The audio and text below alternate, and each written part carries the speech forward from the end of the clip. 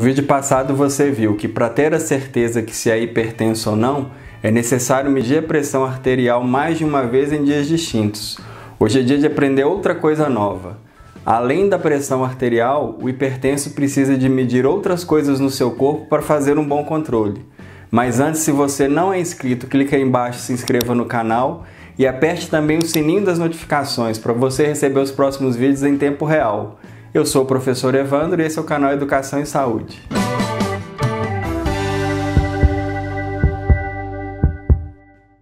O que eu vou falar hoje é importante demais para quem tem a pressão alta, mas para quem não tem a pressão alta também é um assunto importante.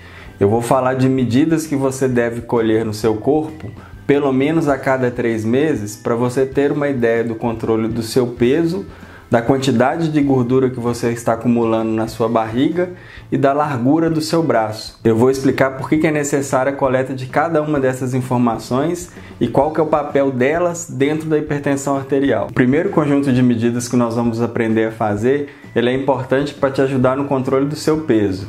Para isso você vai ter que medir a sua altura e o seu peso. E nós vamos aprender a calcular o índice de massa corporal, que é o IMC, que na verdade é uma relação entre o seu peso e a sua altura e que ele tem uma faixa de referência que diz quando está normal e quando não está normal. Quando você pega o seu peso e divide pela sua altura ao quadrado, o ideal é que você não passe de 25. Se essa relação der igual ou superior a 25, significa que você está com acúmulo de peso para a sua altura. Se está abaixo, você está dentro da normalidade. Eu vou mostrar um exemplo aí do lado para vocês entenderem. Então imagina que eu estou avaliando uma pessoa que tem 1,60 m e que pesa 74 kg. Então na parte de cima aí da divisão eu vou colocar o peso, que é 74 kg, e aí na parte de baixo eu vou colocar a altura ao quadrado, ou seja, a altura multiplicada por ela mesma. Então tá aí, 1,60 vezes 1,60. Vocês estão vendo que quando eu fecho o resultado está dando 28, um IMC de 28. Isso significa que essa pessoa está com acúmulo de peso quando eu comparo o peso que ela tem com a altura que ela tem. Então, diante dessa informação, eu consigo propor uma melhora da minha alimentação para que meu peso abaixe e com isso eu ajude o controle da pressão arterial. Outro conjunto de informações que a gente precisa de coletar diz respeito ao acúmulo de gordura na região da barriga. Esse acúmulo de gordura na região da barriga é o principal responsável por oferecer a gordura para entupimento das suas artérias e das suas veias pelo seu corpo todo. Essa gordura que eu estou falando não é aquela gordura do lado de fora da barriga, é a gordura acumulada entre os seus órgãos dentro da barriga. E quando isso acontece, você aumenta o volume do seu abdômen. Para a gente ter dimensão se esse acúmulo de gordura está em excesso ou não, a gente precisa de fazer 2 medidas. Uma que é da circunferência da sua cintura e a outra a circunferência do seu quadril. Na verdade, eu quero saber quanto mede a sua cintura e quanto mede o seu quadril. E para isso a gente usa uma fita métrica simples, dessas de costureira mesmo. Para medir o seu quadril, você vai passar essa fita na sua cintura, na altura do seu umbigo, e vai medir quanto que deu. E para medir o seu quadril, você vai ver onde passa o osso da sua bacia e vai passar a fita aí envolvendo a sua nádega e também fazer essa medida. Tem 2 resultados que a gente precisa de ficar atento. Se a sua cintura sozinha já der mais do que 100 centímetros, ou seja, de 1 metro, significa que você já tem um acúmulo de gordura abdominal.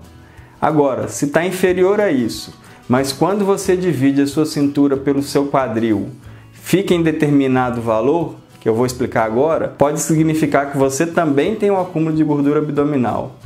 Quando você divide a cintura pelo quadril em mulheres, esse valor não pode passar de 0,85.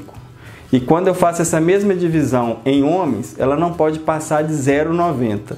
Então, se passar de 0,90 em homem e de 0,85 em mulheres, significa que tem um acúmulo de gordura abdominal, dessa gordura ruim que fica entre os seus órgãos e que ajuda a entupir as suas veias. A última medida que é importante você fazer, e que talvez seja a que menos você conheça, é a medida do seu braço, ou dos seus braços, tanto do direito quanto do esquerdo. Para que isso serve? Na verdade, você precisa de saber a largura do seu braço para ver se o seu aparelho de pressão está adequado ao tamanho do seu braço. Se o seu braço é muito grosso ou muito fino, eu preciso de ter um aparelho de pressão que tenha aquela bolsa que envolve o braço desse tamanho adequado. Então, para medir o braço, qual que é a melhor forma? Também com o uso da fita métrica, eu vou passar na região onde começa esse músculo maior do braço, em geral onde a gente toma as injeções. Eu vou medir essa largura no braço direito e vou medir essa largura no braço esquerdo e vou fazer o registro. E depois eu vou ver lá no meu aparelho para que tamanho de braço é aquela bolsa. Aí eu vou olhar lá na bolsa do meu aparelho de pressão que está escrito, que em geral ela vai estar anotado lá assim, ó. Esse aparelho é para medir braços entre tantos e tantos centímetros. Então vamos supor que a margem desse aparelho que você tem em casa seja de 25 centímetros a 35 centímetros.